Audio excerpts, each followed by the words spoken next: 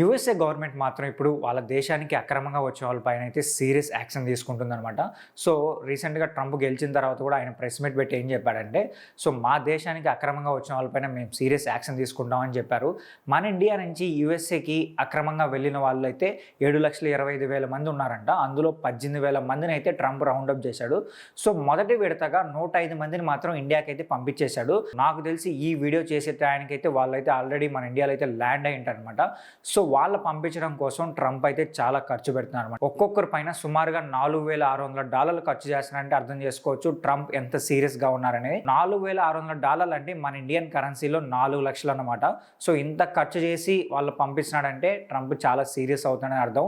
So యాక్చువల్గా వీళ్ళ పంపించడం కోసం అయితే మామూలుగా కమర్షియల్ ప్లేన్ అయితే యూస్ చేయొచ్చు.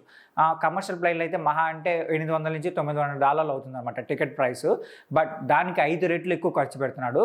సో వాళ్ళు పంపించడం కోసం అయితే ఆర్మీకి సంబంధించిన విమానాలు ఉంటాయి కదా, లైక్ C-17 కానీ C-113 కానీ, అంటే పెద్ద పెద్ద ప్లేన్స్ ఉంటాయి కదా, వాటిని యూజ్ చేస్తున్నాడు అనమాట.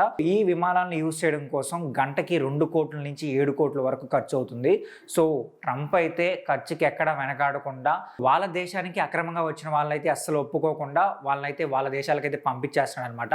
యాక్చువల్గా ట్రంప్ ఫీలింగ్ ఏంటంటే ఈ అక్రమంగా వచ్చిన వాళ్ళ వల్లే వాళ్ళ దేశంలో ప్రజలైతే నష్టపోతున్నారని చెప్పి ట్రంప్ ఫీల్ అవుతున్నాడు. సో ఇప్పుడు వాళ్ళ దేశంలో కన్స్ట్రక్షన్ బిజినెస్ కానీ లేదంటే ఏదైనా ఇండస్ట్రియల్ బిజినెస్ అయితే ఉంటాయి కదా, సో అక్కడ వర్క్ చేయడం కోసం అని చెప్పి ఇప్పుడు వాళ్ళ దేశంలో ఉన్న ఎంప్లాయీస్ అడిగినామంటే వాళ్ళు ఒక $20 కానీ లేదంటే $30 కానీ ఇలా ఎక్స్పెక్ట్ చేస్తారనమాట.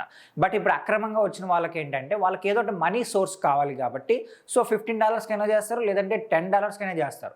సో దీనివల్ల ఏంటంటే వాళ్ళ ప్రజలు నష్టపోతారు. దీనిపైన మన ఇండియన్ గవర్నమెంట్ కూడా స్పందించింది. ఏంటంటే అక్కడి నుంచి వచ్చిన వాళ్ళని మేము యాక్సెప్ట్ చేస్తాం, బట్ సరైన ప్రూఫ్ ఉంటే మాత్రమే మేము యాక్సెప్ట్ చేస్తాం, సరైన ప్రూఫ్ లేకపోతే మాత్రం తిరిగి పంపించేస్తున్నట్టుగా మాట్లాడారు.